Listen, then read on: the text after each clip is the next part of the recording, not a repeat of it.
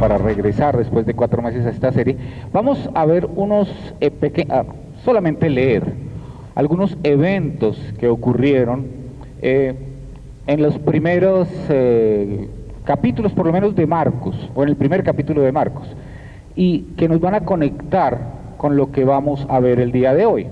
Marcos capítulo 1, versículos 32 al 34 dice: a la caída de la tarde, después de la puesta del sol, trajeron a Jesús todos los que estaban enfermos y los endemoniados.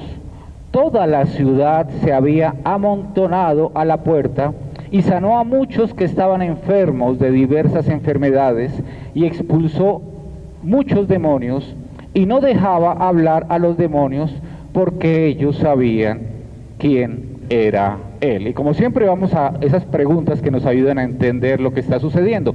¿Qué características tenían las personas que traían a Jesús? Enfermos, ¿qué más? Y endemoniados. ¿Para qué los traían? Para que los sanaran o para que fueran liberados. ¿Recuerdan? Esa pregunta no la tengo ahí. ¿Recuerdan en dónde está Jesús en ese momento? No, eso es antes. No, eso es después, perdón. En la casa de Pedro y Andrés, donde vivía la suegra, exactamente. La casa de Pedro y Andrés, y ahí vivía la suegra, y también antes de eso, pues había sido sanada la suegra de Pedro.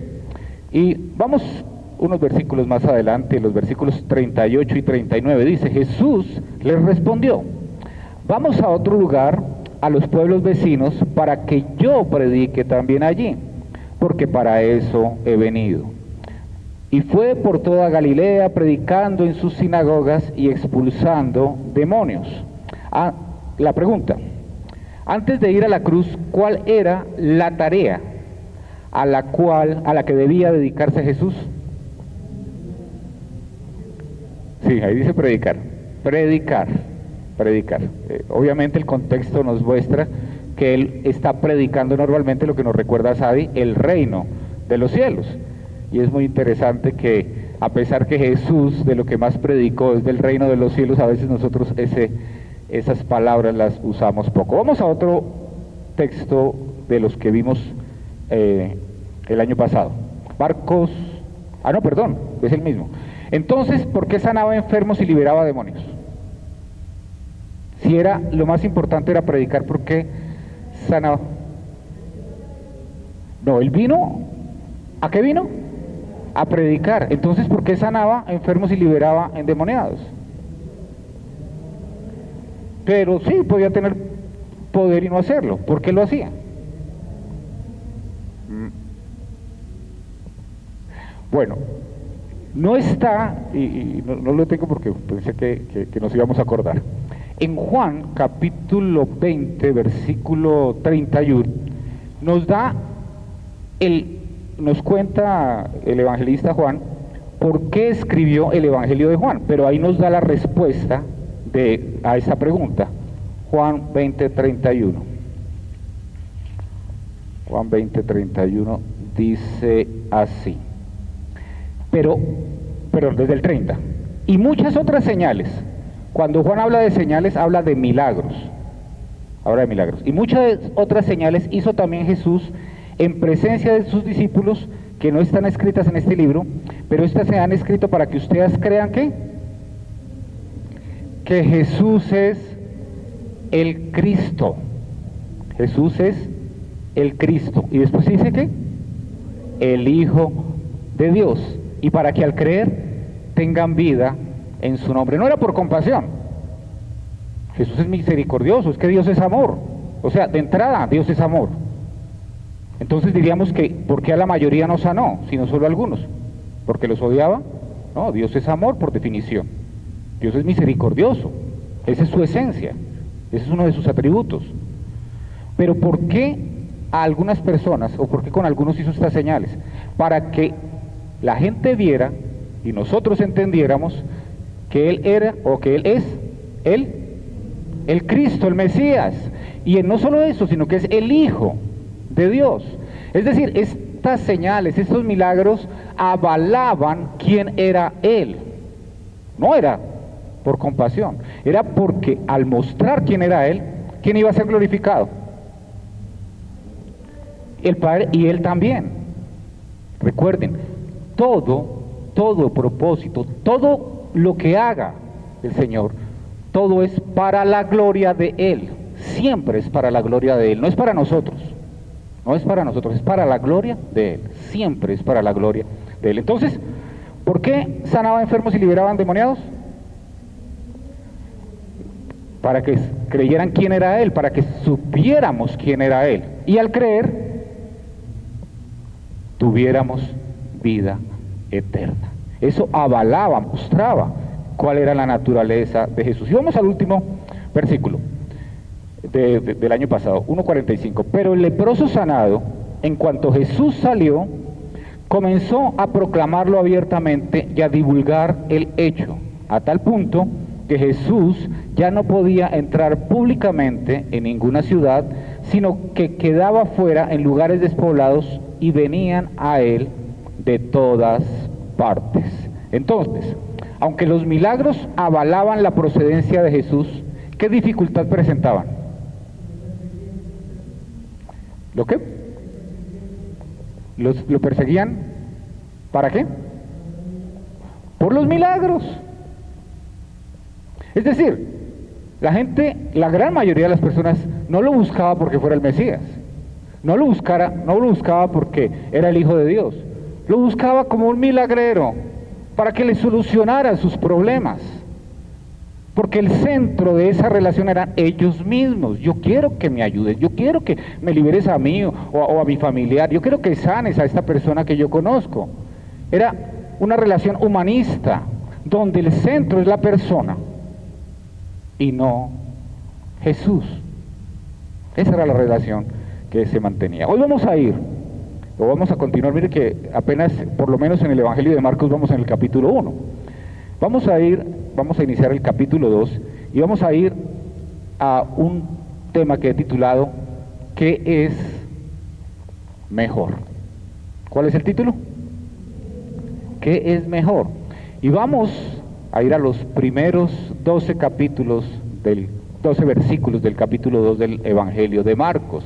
Marcos 2, del 1 al 12, y vamos de una vez al versículo 1. Dice así: Cuando Jesús entró de nuevo en Capernaum, varios días después, se oyó que estaba en casa. Pregunta: ¿qué recuerdas de Capernaum? ¿Recuerdas algo de Capernaum?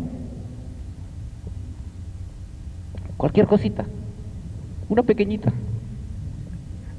lo que sea. Era donde vivía Jesús en la mayor parte del tiempo. Era el centro de operaciones de Jesús. Él siempre regresaba a Capernaum, Capernaum es una ciudad costera, si lo podemos decir de esa manera, porque la costa pues no daba al mar, sino daba a un lago grande llamado el Mar de Galilea o Mar de Tiberíades o Lago de Galilea o Lago de Tiberíades. Era un lago grande que es donde se desarrollan todas las escenas que nosotros vemos de Jesús en barca, en pesca, caminando sobre las aguas, en tormenta, etcétera, etcétera. Siempre es allí en el lago de Galilea, y es allí donde se desarrollan estas escenas, porque era una ciudad importante, era una ciudad donde había comercio, era una ciudad donde había mucha pesca y había dinero, porque por allí pasaba un camino. Tanto así que allí es donde Mateo ejercía el oficio ¿de qué? De cobrador de impuestos, de publicano, exactamente. Que allí tenía su oficina donde podía obtener muchos impuestos. Pero, ¿en la casa de quién estaba Jesús? Lean el versículo, no digamos lo que no dice el versículo.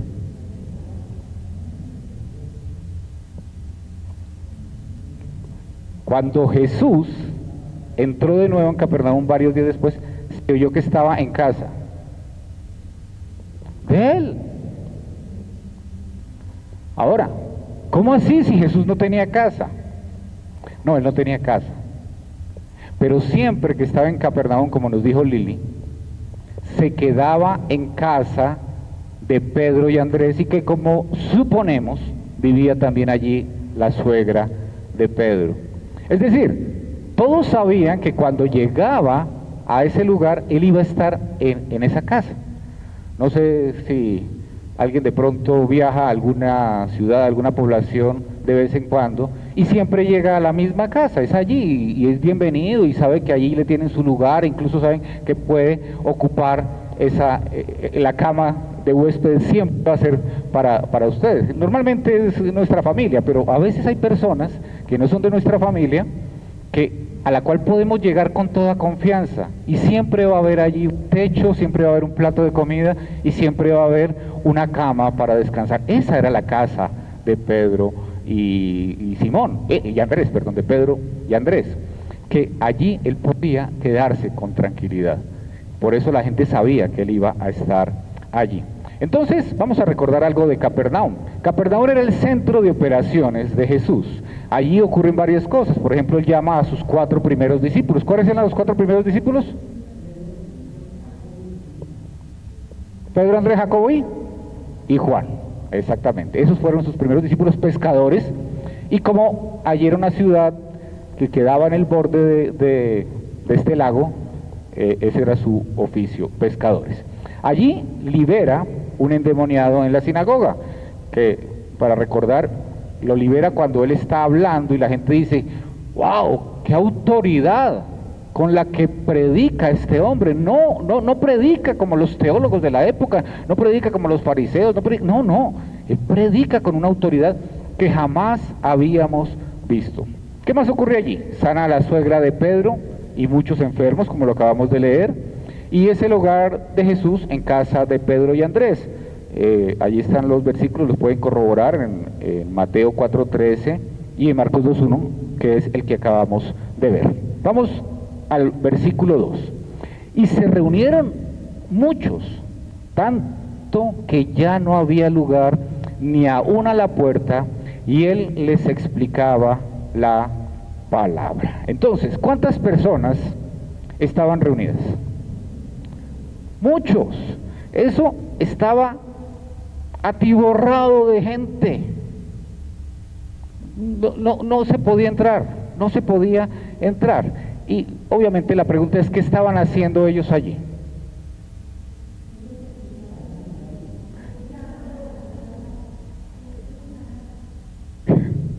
Qué buena, qué interesante las respuestas. Sí y no a las dos. Sí, estaban escuchando la palabra, quién sabe si con el deseo, algunos puede que sí, no vamos a decir que no, pero la gran motivación es que, como vimos en el último versículo de Marcos 1, dice que ya no podía entrar públicamente a ninguna ciudad, sino que se quedaba fuera de los lugares, y sin embargo venían a él de todas partes.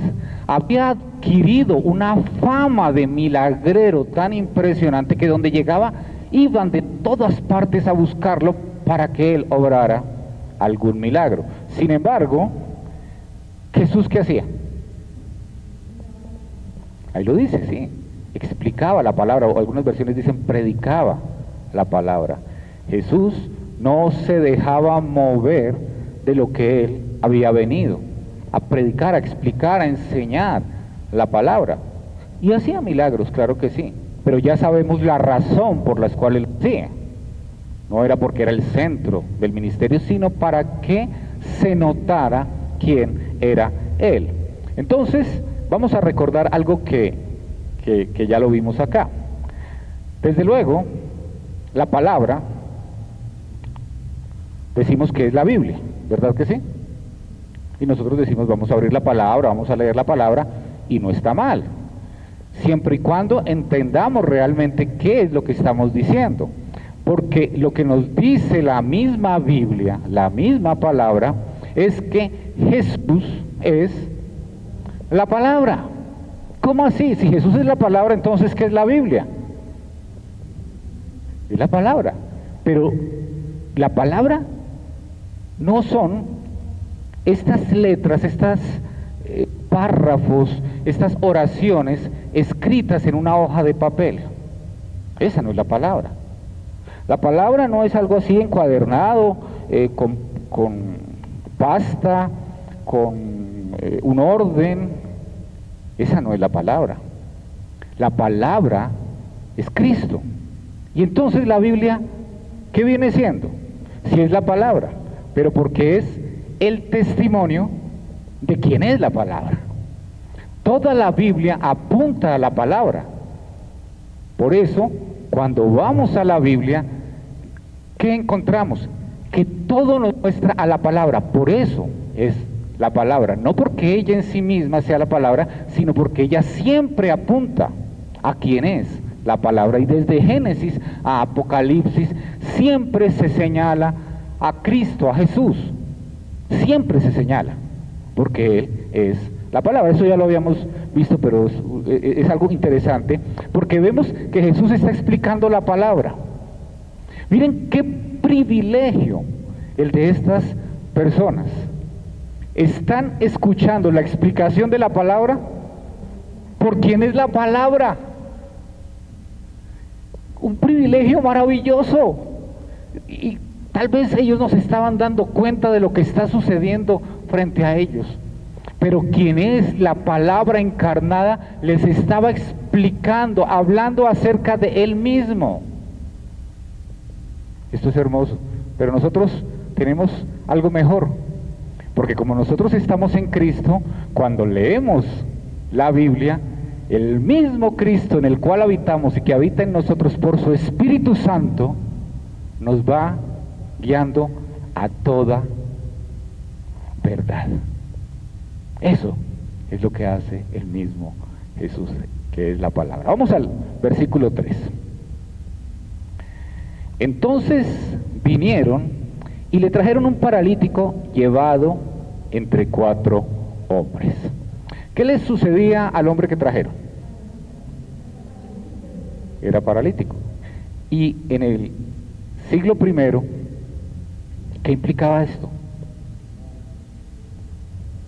Era desechado, ¿qué más? Pecador, exactamente, inmundo, ¿sí? Y ¿por qué era considerado pecador?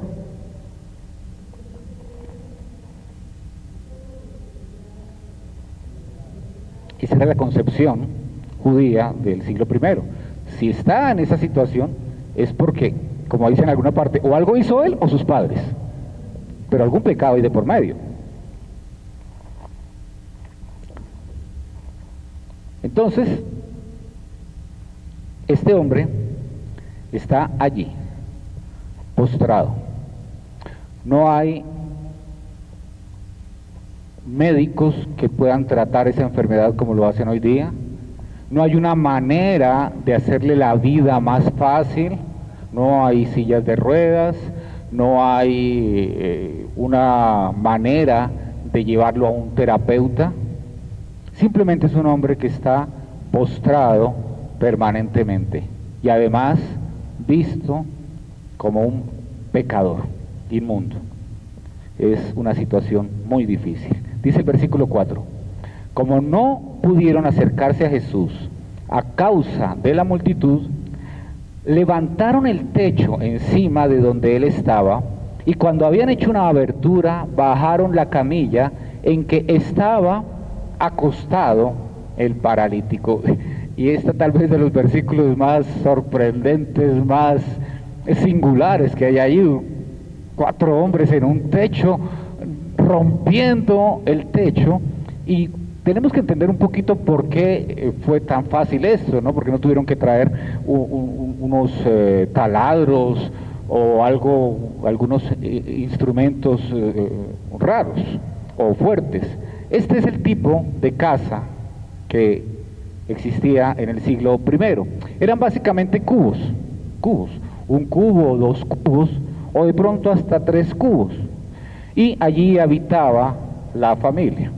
Estos cubos tenían en la parte externa una escalera, si lo pueden ver allí. Esa escalera conducía hacia el techo, y el techo no era de concreto como son nuestros techos de hoy. paja, bueno, eran unas vigas de madera que le entrecruzaban paja y encima le ponían un barro que compactaban. ¿Cómo hacemos nuestras paredes de qué? De adobe, algo parecido al adobe. Y lo compactaban de tal manera que sí, incluso las personas podían subir allí al techo en los días calurosos. ¿Ustedes recuerdan dónde es que baja ese lienzo que ve Pedro cuando está orando? En el techo de la casa del curtidor. ¿Por qué puede subir y no se desfonda el techo? Porque aunque es construido de esa manera, es fuerte, logra sostenerse. Pero no es tan fuerte como para poderlo abrir si uno quiere abrirlo. Simplemente con un pedazo de madera duro, le dan unos golpes, y ustedes saben que una pared de adobe, una vez uno abre el primer huequito, es empezar a abrir y sale todo. Lo importante es abrir el primer huequito, donde quepan 2 dedos, ya se fue el resto. Eso es lo que hicieron estos hombres. Aquí hay otra ilustración de cómo eran las casas de esa época, y en esta ilustración vemos que sí, a veces ponían una especie de toldo para los días calurosos, poder subir a refrescarse con el viento y poder ocultarse debajo de ese toldo. Y es allí donde abren el techo y comienzan a bajar a este hombre. Yo no quiero imaginar la sorpresa de estas personas cuando empiezan a ver que empieza a desmoronarse el techo, que empiezan a quitar, y no quiero imaginar la casa de la suegra de Pedro si ese día estaba allí. Lo que están destruyendo la casa, Pedro y Andrés mirando qué está pasando acá. Pero por eso les digo que es uno de los relatos más singulares que existen, y de ver esta situación tan especial. Dice el versículo 5: viendo Jesús la fe de ellos, dijo al paralítico: hijo, tus pecados te son perdonados. Pregunta: ¿qué vio Jesús en estas personas? La fe.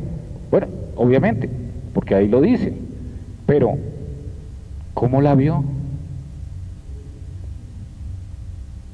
¿Será simplemente eso? ¿Las otras personas habrán podido ver la fe que tenían estos hombres?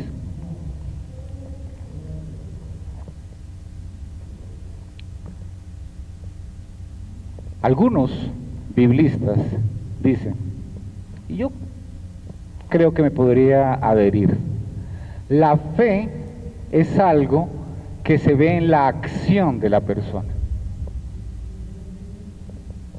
La fe es algo que se ve en la vida de la persona. Yo no puedo creer que Dios me ha liberado de la muerte eterna y tener miedo al día que voy a dejar de respirar. Entonces, ¿dónde está mi fe? Yo no puedo creer que Dios es quien me sostiene y estar pensando que voy a morir de hambre, porque Él no me va a sostener. La fe nos conduce a una acción en la vida. Oidores y hacedores. Yo no puedo creer que si enseño a mis hijos en la palabra, el Señor no los va a llenar con esa sabiduría para caminar por la vida. Entonces digo, no, pero ¿para qué les enseño? ¿Para qué? ¿Para qué oro con ellos? Con que el domingo estén allí y los profes de iglesia infantil se encarguen es suficiente. No estoy accionando con mi fe, no estoy viviendo mi fe. Yo no puedo creer que si el Señor dice que todo lo que me suceda, así a mí no me guste, es para mi bien porque yo lo amo, entonces porque algo me está sucediendo es porque Jesús se olvidó de mí, porque Dios ya no me quiere.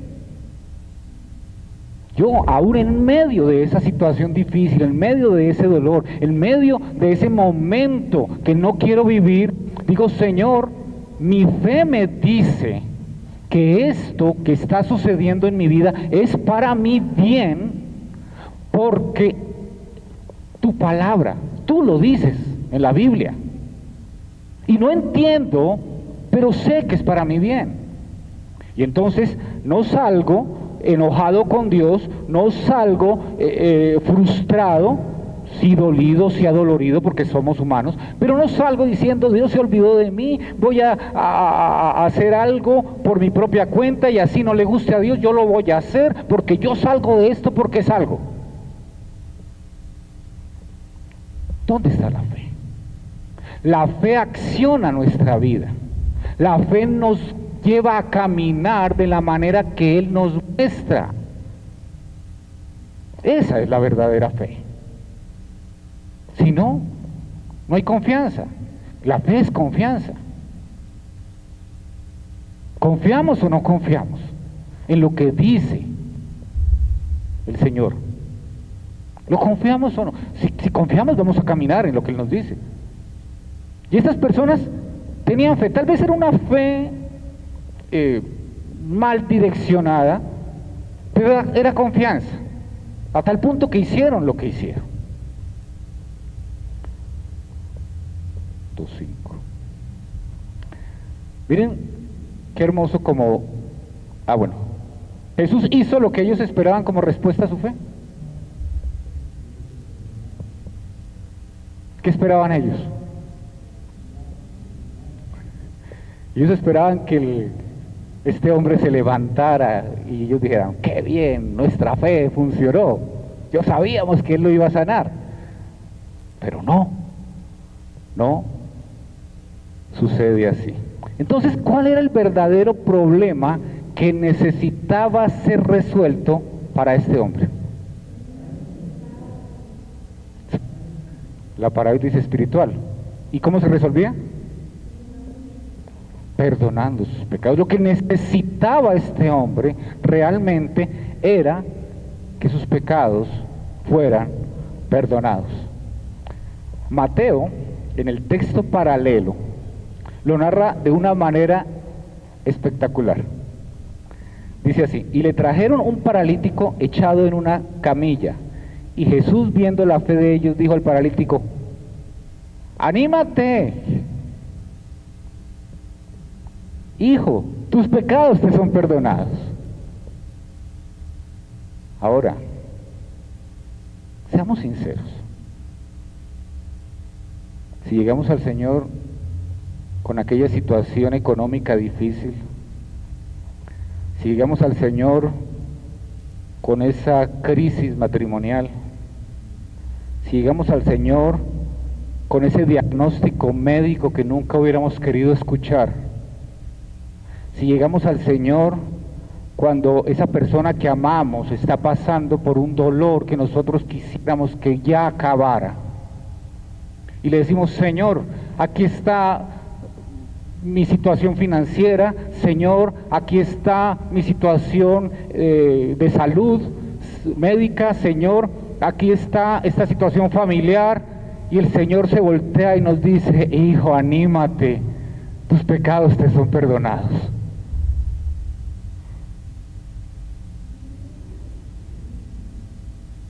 Wow. ¿Es lo que queremos oír? Pero eso es lo verdaderamente importante. Porque el Señor no vino a hacer milagros, vino a dar su vida para el perdón de pecados.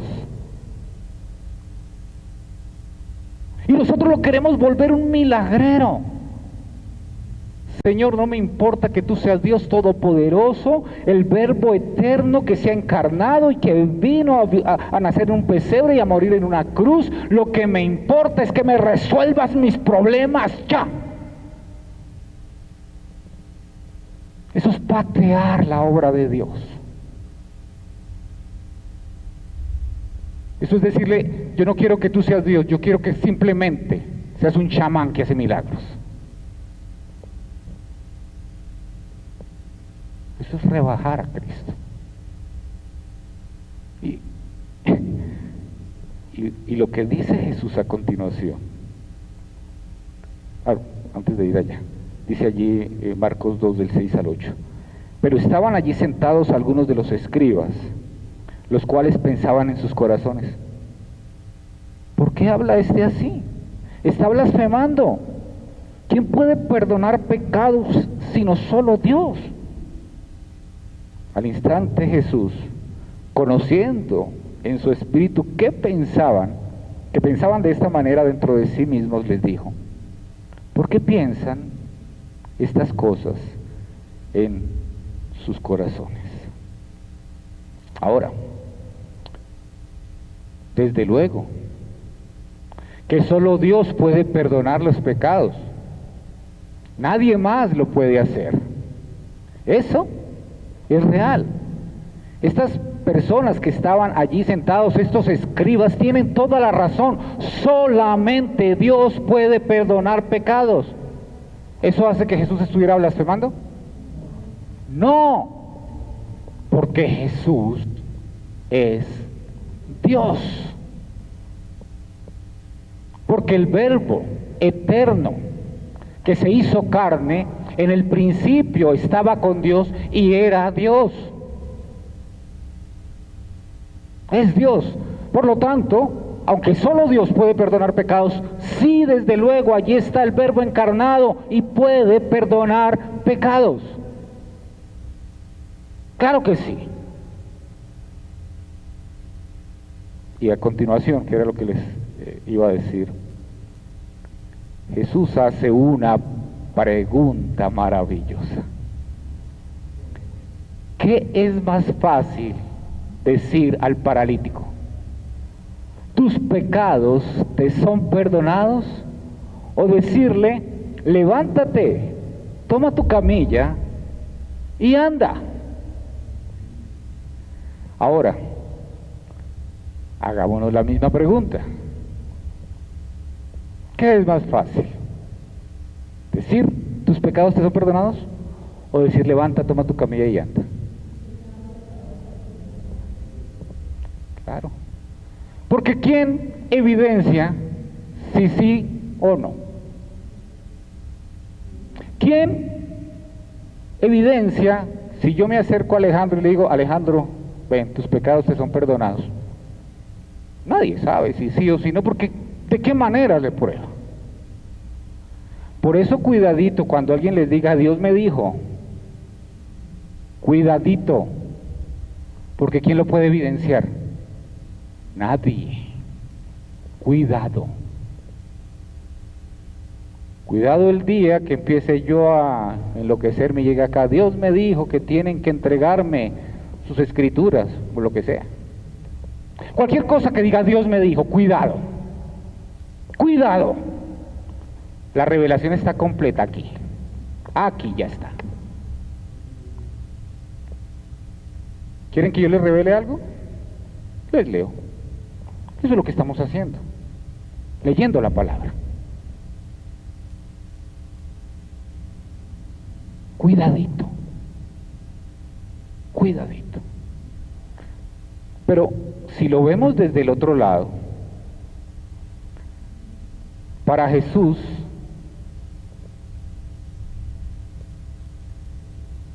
¿qué era más fácil? ¿Qué implicaba que Jesús, qué tenía que hacer Jesús para que esos pecados fueran perdonados? Ir a la cruz. O sea, para Jesús era más fácil decir, levántate y anda, porque decir tus pecados te son perdonados implicaba el sacrificio en la cruz del Calvario. El dolor más grande, tener que pasar por esa copa en la cual el Padre lo abandona porque está cargando todos los pecados. Dios mío, ¿por qué me has abandonado? Dice Jesús, cuando está cargando todos nuestros pecados. Ahora, les voy a hacer una pregunta. ¿Qué es mejor? ¿Que Jesucristo te sane o que Jesucristo te perdone? No sale tan fácil, ¿cierto? No sale fácil, porque no queremos dolor, porque no queremos enfermedad, porque no queremos pasar por esos momentos en los cuales quisiéramos evitar. Pero sea lo que sea,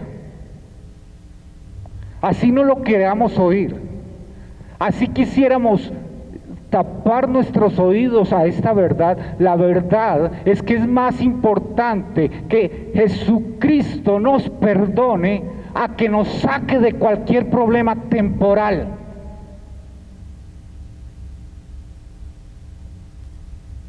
Para eso vino, anunciar el Evangelio, y el Evangelio incluye la cruz.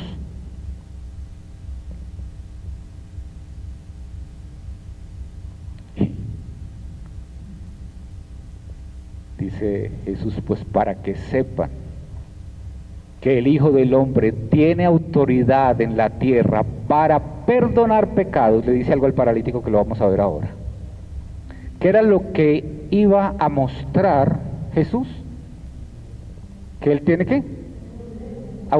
Leamos acá. Autoridad, no nos salgamos del texto nunca. ¿Autoridad para qué? Para perdonar pecados. Él les va a hacer saber y nos va a hacer saber a nosotros a través de esta perícopa que Jesús sí tiene autoridad para perdonar pecados. Estas personas se iban a dar cuenta que sí. Pero antes de ver la conclusión de esta historia, ¿de qué manera una persona es perdonada por Dios? ¿Cuál es la manera que usa Dios para perdonar a una persona? La muerte de Jesús. No hay otra manera. Y esto es algo que a veces pasamos como muy rapidito y que a veces no le mostramos a las personas a las cuales estamos señalándole a Cristo. Es que Cristo no dijo, ay sí, soy tan buena persona, listo, te perdono, no hay problema, no. Él no hizo eso, te perdono porque en tu lugar yo voy a pagar lo que te correspondía pagar a ti. En tu lugar yo voy a estar. Dios es justo, y si es justo se va a pagar el precio, la condena se va a cumplir. Por eso, como nos recordaba Germán el viernes, tetelestai, en la cruz consumado fue, pagado fue. Nosotros vemos como un Dios tan bonachón, que anda con una varita diciendo te perdono a ti, te perdono a ti, te perdono a ti. No es así. Una persona es perdonada por Dios porque ha ido Cristo a la cruz del Calvario. Colosenses 2, 13 y 14 dice, y cuando ustedes estaban muertos en sus delitos y en la incircuncisión de su carne, Dios les dio vida juntamente con Cristo, habiéndolos perdonado todos los delitos, habiendo cancelado el documento de deuda que consiste en decretos contra nosotros y que nos era adverso, y lo ha quitado de en medio, clavándolo en la cruz. Clavándolo en la cruz. La deuda fue pagada en la cruz. Allí fue clavada la deuda. Y es de esa manera que nosotros recibimos vida juntamente con Cristo. Pregunta, ¿cuándo se iba a hacer efectivo el perdón para este hombre? cuando muriera Cristo, no antes. El consumado va a ocurrir cuando Cristo diga tetelestai, no antes. Este hombre está recibiendo un perdón que iba a ser efectivo en la cruz del Calvario.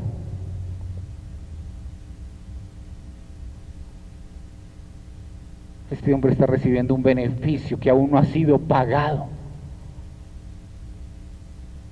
Jesús lo quiso de esa manera, porque Él es soberano. Dice versículos 10 al 12. Pues para que sepan que el Hijo del Hombre tiene autoridad en la tierra para perdonar pecados, dijo al paralítico: a ti te digo, levántate, toma tu camilla y vete a tu casa. Y él se levantó, y tomando al instante la camilla, salió a la vista de todos, de manera que todos estaban asombrados y glorificaban a Dios, diciendo: jamás he visto cosa semejante. Este hombre fue sanado, pero había recibido antes lo más importante. ¿Este hombre algún día iba a dejar de caminar? El día que dejara de respirar, otra vez lo iban a cargar, pero hacia un sepulcro. Pero el perdón que iba a ser efectivo en la cruz del Calvario iba a ser eterno. Vuelvo y les pregunto, ¿qué es mejor? ¿Que Cristo te sane o que Cristo te perdone?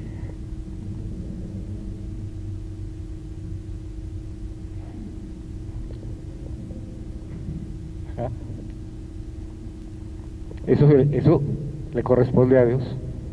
Conozco más gente, conozco más cristianos que han muerto sin ser sanados que sanados. Pero ese fue una excepción. ¿Cuántas personas habían ahí? ¿Cuántos sanó? Que sepamos uno, no sabemos si hubo más. Ahora les pregunto, ¿qué es mejor? ¿Que Cristo te perdone o además tener una relación con Cristo? Claro, ese perdón que me hace tener una relación con Cristo.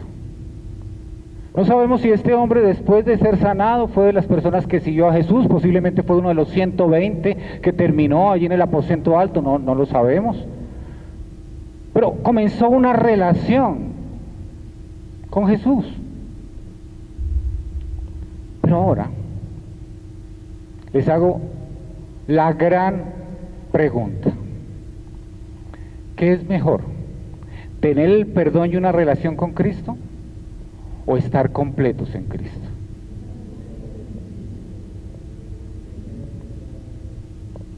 Así es. Este hombre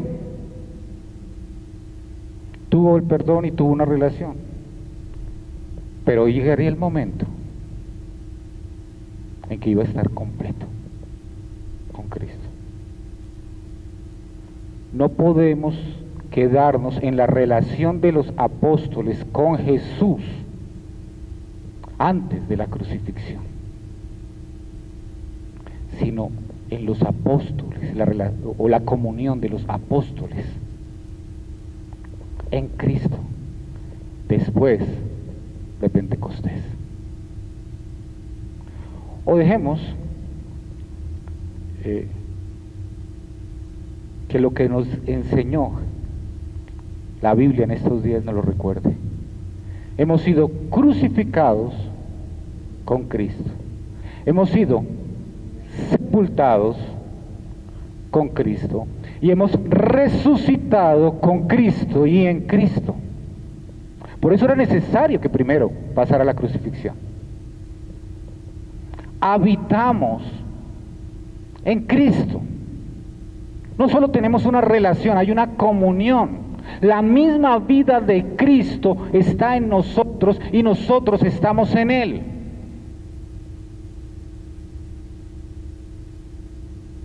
O sea, eso es mucho más grande que una sanidad. Es mucho más grande que arreglar un problema financiero. Es mucho más grande que cualquier cosa temporal. Es más, es mucho más grande que la relación que tenían los apóstoles cuando seguían a Jesús. Colosenses 2, 9 y 10 dice: porque toda la plenitud de la deidad reside corporalmente en Él, se refiere a Cristo. Y ustedes han sido hechos completos en Él, en Cristo, que es la cabeza sobre todo poder y autoridad. No es simplemente te perdono. No es simplemente si quiero, por la voluntad de Dios, hay un milagro o algo especial. No, es mucho más. Es que en Cristo habita toda la plenitud de Dios y cuando estamos en Él, ¿cómo estamos? Plenos, completos. Nada nos falta. Por eso Pablo lo decía con tanto gozo, que consideraba todo lo que había logrado como estiércol por causa de Cristo, porque allí es donde estaba completo. Jesucristo no solo te perdonó, también te puso en Él y Él vive en ti. Estás completo. Aleluya.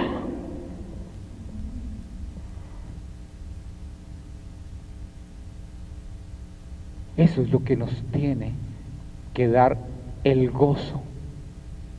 Saber que estamos en lo que es mejor.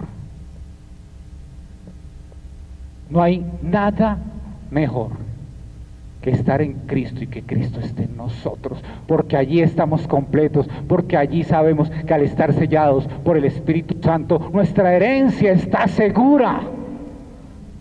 Y no importa lo que pase en este lado de la eternidad, estamos en el mejor lugar, en Cristo Jesús Todopoderoso, que lo ha hecho todo por amor.